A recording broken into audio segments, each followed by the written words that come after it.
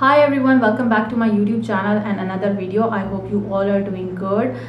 Today video is about my daughter. I will be talking about her and starting from the very first day, that how we got to know about this kind of a disease and how we know that we got to know that she has it. Simply I will be talking about her diagnosis day.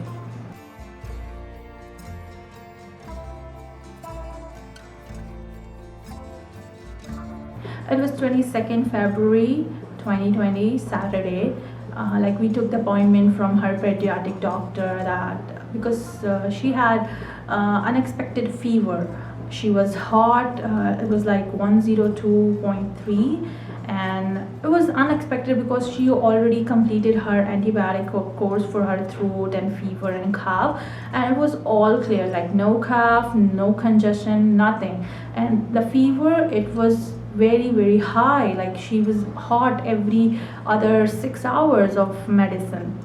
And the other thing I noticed was her heart rate, which was very high. Like usually in fever the heart rate is high, but it was like unusual heart rate, and it was high heart rate. So we went to the hospital and doctor checked her, and she told us that her throat is clear, there is no cough, there is no infection, but maybe there is some infection left in the blood, that's why she has this kind of a fever. So I really wanted to do some more investigations on her, so maybe you guys have to admit her. And we agreed upon that we really wanted to admit her because her condition was worse at home. Okay, the other thing doctor noticed was her color, that she was very pale and she was weak and she has dark circles.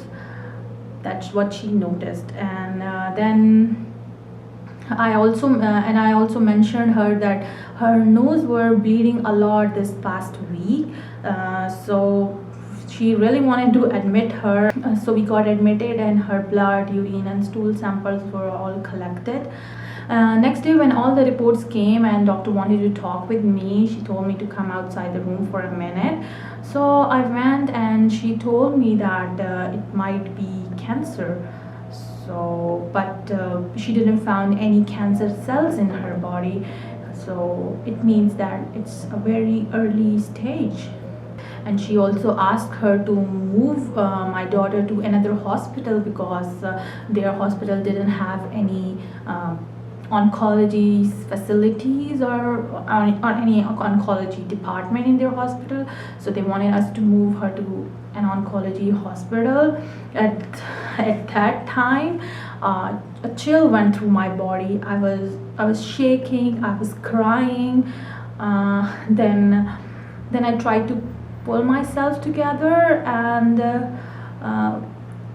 like I just tried to pull myself together for just a few minutes, and I thinking that none of this make any sense, and praying that it's not true and it could not be cancer.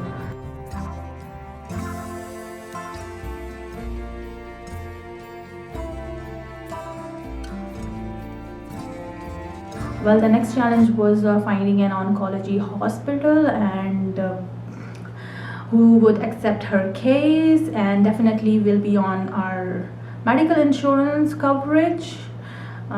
So oncology hospitals here in Riyadh are mostly government hospitals, which means not for expats. We found out that there is one hospital which was on our health insurance panel, and but also it's a government hospital. So it seems like impossible to get admitted there, but now my daughter is getting all the treatment in the same hospital, so I believe that nothing is impossible. Like our struggle to get admitted in this hospital went on for 3 days. On the other hand, Chance's condition was getting really worse, and every doctor on the round they are keep coming and telling us to move her right now, because her condition was very worse, and the organs were getting affected by that time, and her renal got affected very bad, and because of that she still have a high blood pressure issue. Her kidneys and her liver was swollen up. Her like tummy was so big that she wasn't able to move, or she wasn't able to like breathe properly. While admitted in the General Pediatric Hospital, doctors tried their best to keep her stabilized. Like there were multiple sessions of ultrasound because of the organ swelling, and then blood test, CT scan, bloods and platelet transfusions, and you name it. But about Shanze, if I talk about, like she was in pain, she was crying a lot, like she wanted to go back home. And at that time, I didn't knew what to do and what to tell her, because I was also grieving, and I cannot look at her condition, that how she is going through like in so much pain. And I was like telling myself that how wouldn't I notice this thing? How wouldn't like my child right in front of my eyes, like every single day she's in front of me? How didn't I notice this, and how didn't I got to know this, that she has this problem? Well, finally we got admitted in the King Fahd Medical City by some help of Pakistani doctors, and it was the first time ever that I sat in the ambulance and for the transfer from one hospital to the other, and like I couldn't tell you my feeling I had that time. Like the ambulance siren still haunts me. She was brave at that time. She was so brave, like entering the world of unknown.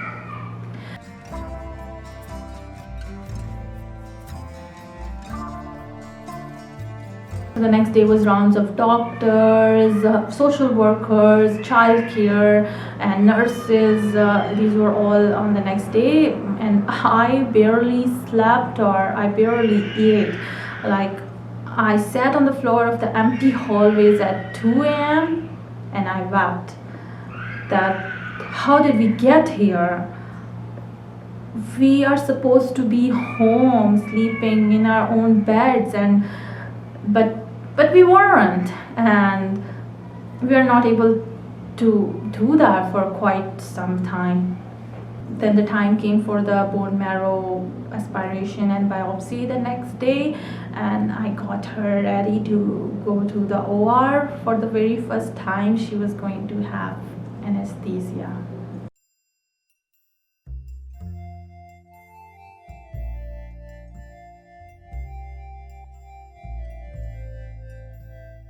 I was having trouble believing that this all is happening with our daughter, and well, she went to the OR, and she was on NPO at that time, because most of you guys know that they keep the patient on NPO, that is no food and no drink until anesthesia.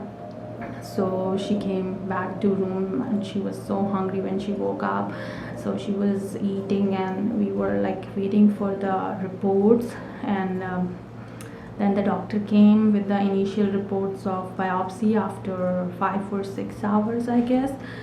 We found out that our daughter has B-cell lymphoblastic leukemia.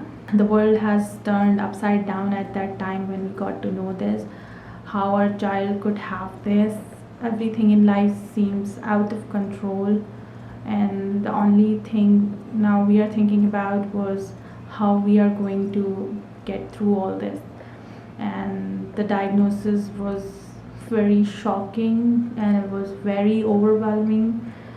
I was grieving, I was upset, and I was very angry that why this happened to my child, why it has happened in our family.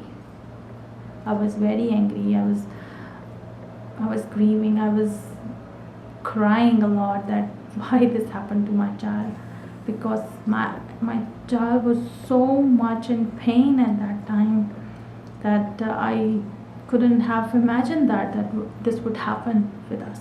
My beautiful, wonderful little girl, only just 4-year little girl, was going through so many things, and no 4-year-old should have go through all these things. And at that time we were firmly holding the rope of Allah. We have just the belief in Allah that if He had put us in this situation, He will definitely be taking out of it. We were praying from Allah and we were just only believing in Him that He will take it out from this condition, and He will take it out, my daughter, from this disease, this life threatening disease, and my child would survive, she will live.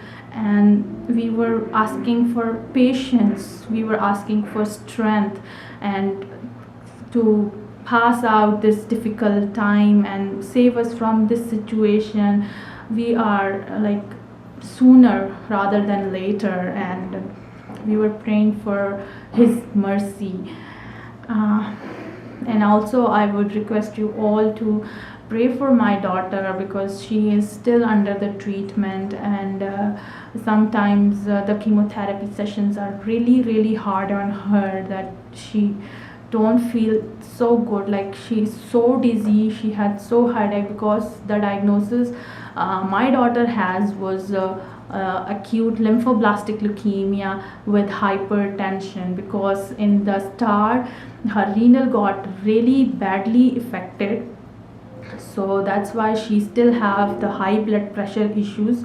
And because of that, she also got the seizure attack one time. I will definitely be talking about it in another video, and stay tuned for my more video talking about my daughter illness series. And I hope you guys will stay with us. Do subscribe to my channel. I hope you guys will be with us in this journey, and pray for my daughter. I will see you in another video. Until then, bye.